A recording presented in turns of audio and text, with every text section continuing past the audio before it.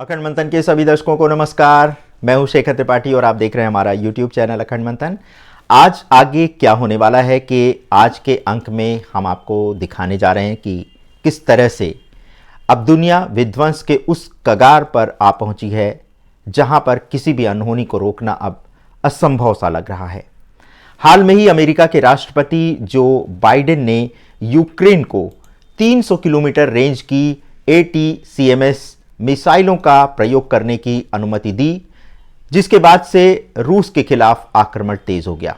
इसके बाद यूक्रेन ने रूस पर मंगलवार को 6 मिसाइलें दागीं, जिससे युद्ध का तनाव और गहराता जा रहा है। इस घटनाक्रम से न केवल रूस और यूक्रेन बल्कि रूस की सीमा के नजदीक स्थित 3 नाटो देशों नॉर्वे, स्वीडन और फिनलैंड में भी भय का माहौल व्याप्त हो गया है। इन देशों ने अपने नागरिकों को संभावित युद्ध की स्थिति के लिए तैयार रहने की हिदायत दे दी है।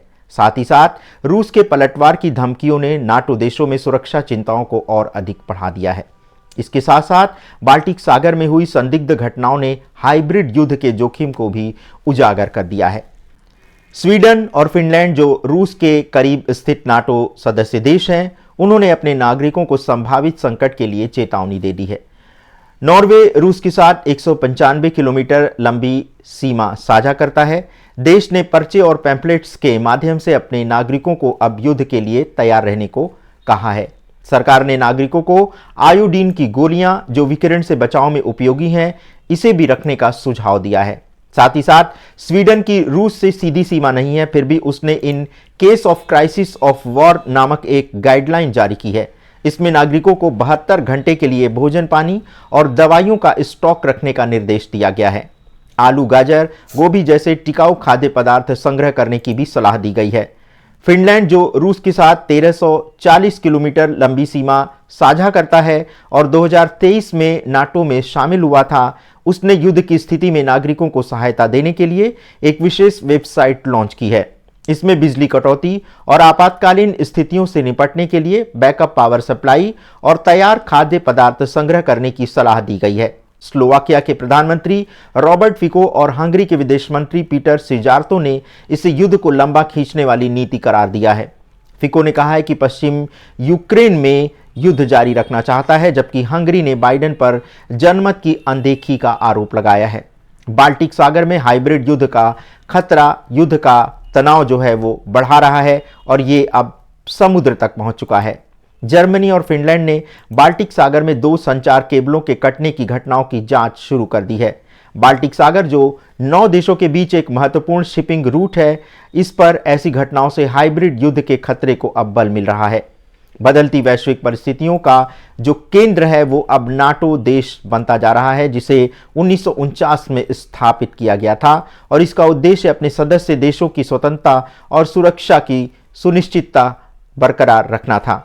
वर्तमान में 31 देशों का यह गठबंधन सैन्य और राजनीतिक सहयोग को बढ़ावा देने में अपनी मुख्य भूमिका निभा रहा है। बाइडेन प्रशासन के हालिया निर्णय और रूस यूक्रेन युद्ध के मद्देनजर नाटो की भूमिका और इसकी रणनीतियों पर अब प्रश्न उठने लगे हैं। तो कुल मिलाकर के ये कहा जा सकता है कि रूस यूक्रेन युद्ध ने वैश्विक राजनीति और सुरक्षा समीकरणों को एक नई दिशा में मोड़ दिया है।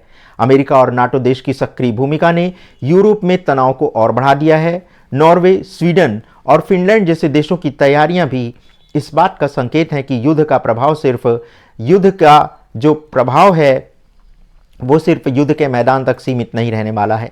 ऐसे में ये देखना महत्वपूर्ण होगा कि आने वाले समय में नाटो और अन्य वैश्विक शक्तियां किस प्रकार से शांति स्थापना और सुरक्षा सुनिश्चित करती हैं।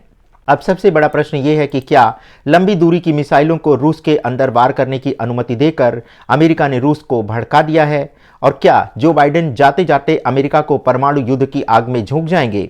क्या जो बाइडेन चाहते हैं कि ट्रंप के शासनकाल की शुरुआत ही परमाणु युद्ध से हो, और इधर रूस ने परमाणु नीति में संशोधन करते हुए परमाणु हमले की संभावना को और भी तेज कर दिया है?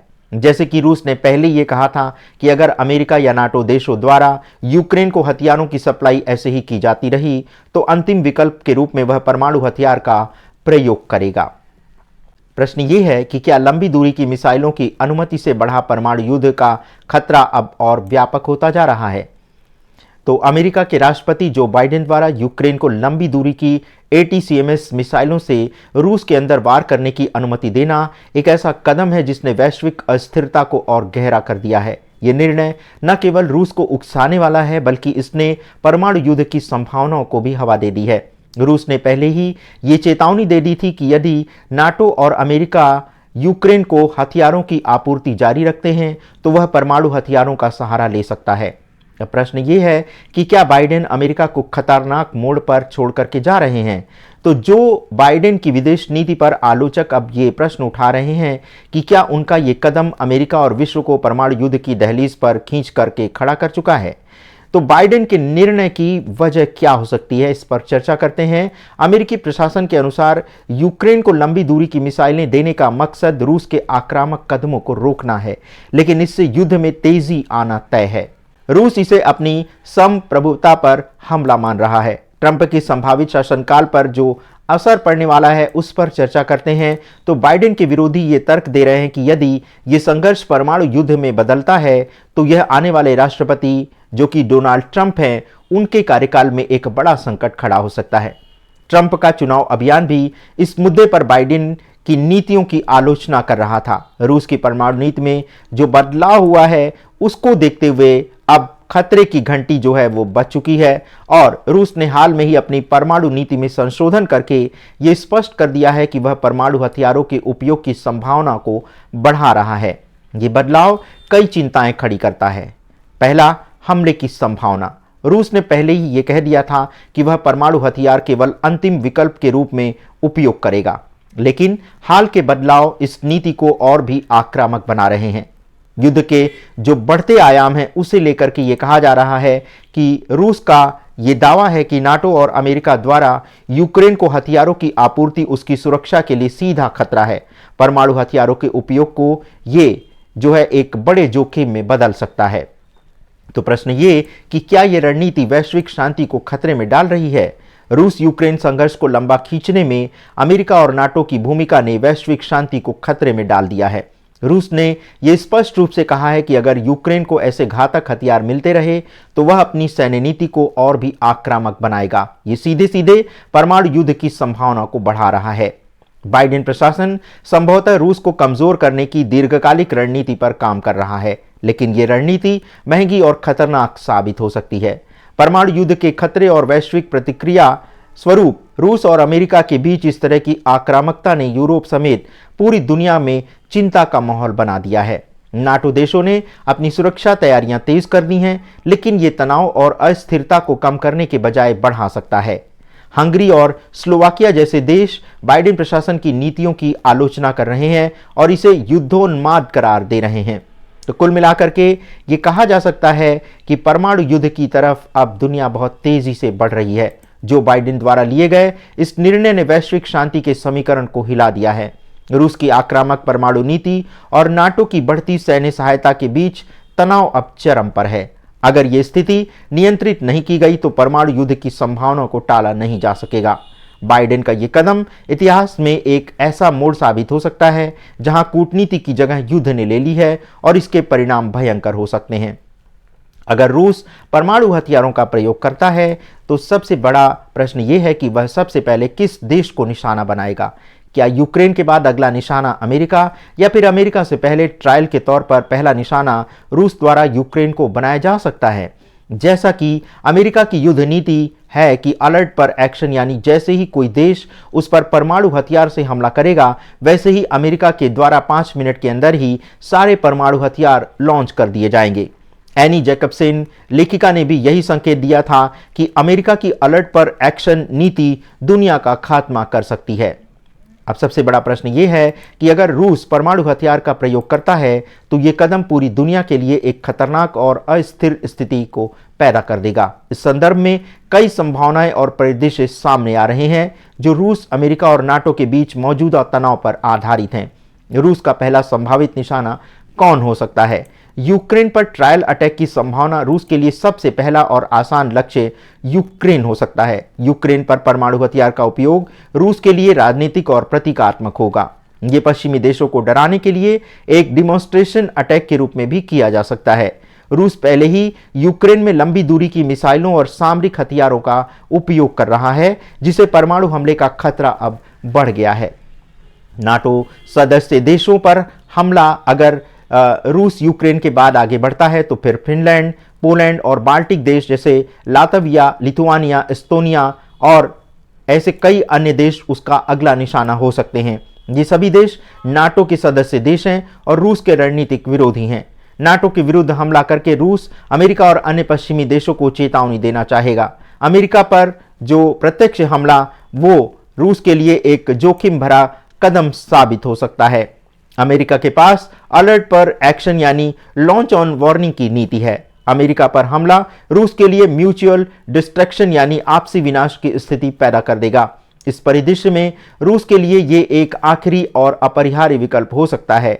अमेरिका की अलर्ट पर एक्शन नीति दुनिया के लिए एक बड़ा खतरा बन सकती है। दुनिया के लिए खतरा एनी जैकबसन की पुस्तक से भी हमें ज्ञात होता है कि दुनिया के लिए अलर्ट पर एक्शन जो नीति है वो जो है गंभीर हो सकती है। प्रसिद्ध लेखिका एनी जैकबसन और अन्य विशेषज्ञों ने अमेरिका की लॉन्च ऑन वार्निंग नीति पर गहरी चिंता व्यक्त की है। तो क्या आप जानना चाहेंगे कि ये नीति क्या है?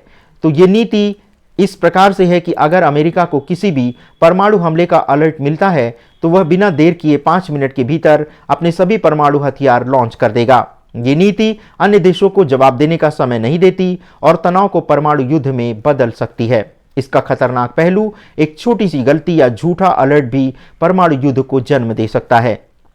इस नीति के चलते अमेरिका और रूस के बीच मिसकैलकुलेशन यानी गलत आकलन की संभावना बढ़ जाती है। क्या रूस का परमाणु हमला ट्रायल हो सकता है?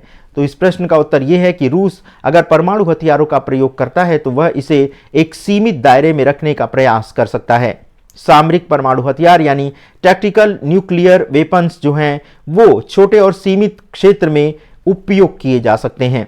रूस इन्हें यूक्रेन या यूरोप के किसी छोटे क्षेत्र में उपयोग कर सकता है। यह हमला रूस की शक्ति और पश्चिमी देशों को चेतावनी देने के लिए किया जा सकता है। प्रश्न यह है कि क्या अमेरिका दुनिया को खात्मे की ओर ले जा रहा है?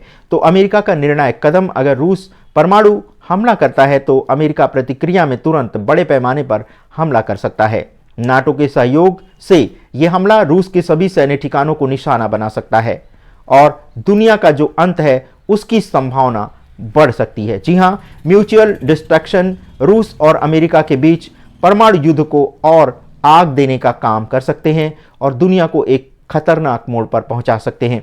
दोनों देशों के पास हजारों परमाणु हथियार हैं जो पृथ्वी के अधिकांश जीवन को नष्ट कर सकते हैं। परमाणु युद्ध की संभावनाओं को रोकने के लिए आखिर अब क्या किया जाए? तो कूटनीति और वार्ता एक ऐसा कदम है जो इस समस्या का समाधान खोज सकता है। अमेरिका और नाटो को रूस के साथ सीधे सीधे संवाद शुरू करना होगा। हथियारों की आपूर्ति और सैन्य हस्तक्षेप को सीमित करके तनाव को कम किया जा सकता है। इसी के साथ चीन, भारत और अन्य शक्तियां रूस और अमेरिका पर दबाव डाल सकती हैं कि वे परमाणु हथियारों का उपयोग ना करें। संयुक्त राष्ट्र की भूमिका यूक्रेन रूस युद्ध में और भी महत्वपूर्ण हो सकती है। तो कुल मिलाकर के ये कहा जा सकता है कि दुनिया अब परमाणु युद्ध के कगार पर तो पहुंच ही चुकी है। रूस और अमेरिका के बीच का वर्तमान तनाव दुनिया को एक खतरनाक मोड़ पर ला करके खड़ा कर चुका है। रूस के परमाणु नीति में बदलाव और अमेरिका की अलर्ट पर एक्शन रणनीति इस स्थिति को और भी अधिक जटिल बना रही है। अगर दोनों पक्ष संयम नहीं बरतते तो ये स्थिति मानवता के लिए विनाशकारी साबित हो सकती है और इसका जो समाधान है वो कूटनीतिक संवाद ही इस बड़ी समस्या का समाधान है। अब प्रश्न ये है कि अगर रूस और अमेरिका में परमाणु युद्ध आरंभ होता है तो क्या ये दुनिया के अंत होने का एक बड़ा सूचक होगा? और इस युद्ध में आखिर संसार भर में कितने लोग मारे जाएंगे? क्या ये युद्ध मानव सभ्यता के अंत का सूचक होगा? तो इसका हमने उत्तर जो तलाशा है उसके अनुसार अगर रूस और अमेरिका के बीच परमाणु युद्ध आरंभ हो जाता है तो इसका प्रभाव न केवल दोनों देशों तक सीमित रहेगा बल्कि पूरी दुनिया के लिए विनाशकारी हो सकता है। ये युद्ध संभावित रूप से मानव सभ्यता के अंत का कारण बन सकता है। आइए इस पर विस्तार से चर्चा करते हैं। क्या रूस अमेरिका परमाणु युद्ध का मतलब दुनिया का अंत होगा? मॉडर्न परमाणु हथियारों की विनाश क्षमता को देखते हुए ये आकलन प्राप्त होता है कि रूस और अमेरिका के पास कुल मिलाकर लगभग 12,000 परमाणु हथियार हैं। एक भी आधुनिक परमाणु बम का विस्फोट हिरोशिमा और नागासाकी में प्रयोग किए गए बमों से 50 से 100 गुना अधिक शक्तिशाली हो सकता है। इन हथियारों का उपयोग न केवल तत्काल विनाशकारी प्रभाव डालेगा, बल्कि लंबे समय तक पर्यावरण और जनसंख्या को प्रभावित करेगा। परमाणु विस्फोटों के कारण वातावरण में भारी मात्रा में धूल और धुआं उठेगा, जो सूरज की किरणों को रोक देगा। इसे परमाणु विंटर कहा जाता है। इससे वैश्विक तापमान में तेजी से गिरावट आएगी, फसलें नष्ट हो जाएंगी और खाद्य आपूर्ति ठप हो जाएगी। अनुमान यह है कि यह स्थिति 5 से 10 वर्षों तक बनी रह सकती है, जिससे भूख और बीमारियों से अरबों लोगों की मौत हो सकती है। रूस और अमेरिका के पास लॉन्च ऑन वार्निंग नीतियां हैं, जिसके तहत हमला होते ही दोनों देश अपने सभी परमाणु हथियारों को लॉन्च कर देंगे। इससे न केवल दोनों देशों का विनाश होगा, बल्कि उनके सहयोगी और पड़ोसी देश भी बर्बाद हो जाएंगे। अब प्रश्न ये है कि आखिर इसमें कितने लोग मारे जाएंगे। तो परमाणु युद्ध के प्रभाव का अनुमान लगाना तो अभी बहुत कठिन है, लेकिन तत्काल मौतों को अगर देखा जाए तो अगर रूस और अमेरिका अपने कुल हथियारों का केवल 10% ही उपयोग करते हैं तो पहले सप्ताह में ही 15 से 20 करोड़ लोग मारे जा सकते हैं। बड़े शहरों और औद्योगिक केंद्रों पर हमला होने से नागरिक आबादी पर भी प्रभाव पड़ेगा। इसी के साथ विकिरण से प्रभावित क्षेत्र में कैंसर, अंग विफलता और त्वचा में जलन जैसी बीमारियों के कारण अगले कुछ महीनों में 20 से 30 करोड़ लोग मारे जा सकते हैं। प्रभावित क्षेत्रों में कई पीढ़ियों तक बच्चे विकलांग पैदा हो सकते हैं। और इसी के साथ परमाणु विंटर के कारण फसलों की विफलता और खाद्य संकट के चलते 1-2 अरब लोग भूख और कुपोषण से मारे जा सकते हैं। जल स्रोतों के प्रदूषित होने से बीमारियां फैलेंगी, जिससे मृत्यु दर और बढ़ेगी। और कुल मिलाकर के परमाणु युद्ध से 4 से 6 अरब लोग, यानी दुनिया की आबादी का 50 से 75% जो आबादी है, उसके जान पर बहुत बड़ा संकट मंडरा रहा है। अब प्रश्न ये है कि क्या ये मानव सभ्यता के अंत का संकेत होगा? तो परमाणु युद्ध के बाद वैश्विक अर्थव्यवस्था पूरी तरह से ध्वस्त हो जाएगी। बिजली, संचार, परिवहन और चिकित्सा सेवाएं समाप्त हो जाएंगी। बचे हुए लोग प्राचीन सभ्यता की तरह छोटे छोटे समूहों में रहने पर विवश हो सकते हैं। इसी के साथ जल, मिट्टी और वायु सभी रेडियोधर्मिता के कारण दूषित हो जाएंगे। जैव विविधता में भारी गिरावट आएगी और कई प्रजातियां लुप्त हो जाएंगी। यदि परमाणु युद्ध बड़े पैमाने पर होता है तो ये मानव सभ्यता के अंत का संकेत हो सकता है, और जो लोग बचे रहेंगे वो अत्यंत कठिन परिस्थितियों में जीवन जीने को विवश होंगे। तो प्रश्न ये है कि क्या इसे रोका जा सकता है? तो परमाणु युद्ध के परिणामों को देखते हुए इसे रोकना ही सबसे बेहतर उपाय है। अमेरिका, रूस और अन्य परमाणु शक्तियों को बातचीत के माध्यम से अपने विवादों को अब सुलझाना होगा। हथियारों की होड़ को नियंत्रित करने के लिए नए समझौतों की आवश्यकता है, और इसी के साथ परमाणु हथियारों की संख्या को सीमित करने के लिए संयुक्त राष्ट्र और अन्य संस्थाओं को अधिक सख्ती बरतनी होगी। वैश्विक स्तर पर परमाणु निरस्त्रीकरण को बढ़ावा देना आवश्यक है। दुनिया को यह समझना होगा कि परमाणु युद्ध कोई भी जीत नहीं सकता। तो कुल मिलाकर के ये कहा जा सकता है कि परमाणु युद्ध मानवता को खत्म करने का एक बड़ा संकेत दे रहा है। परमाणु युद्ध न केवल तत्काल विनाश लाएगा, बल्कि मानवता और प्रकृति को सैकड़ों वर्षों तक प्रभावित करेगा। ये मानव और उसकी सभ्यता के अंत का सबसे बड़ा कारण भी बन सकता है। दुनिया के नेताओं को यह समझना होगा कि परमाणु हथियार केवल विनाश का प्रतीक हैं और इनका उपयोग किसी भी समस्या का समाधान नहीं है। कूटनीति, शांति और सहयोग ही मानवता को इस भयावह अंत से बचा सकते हैं।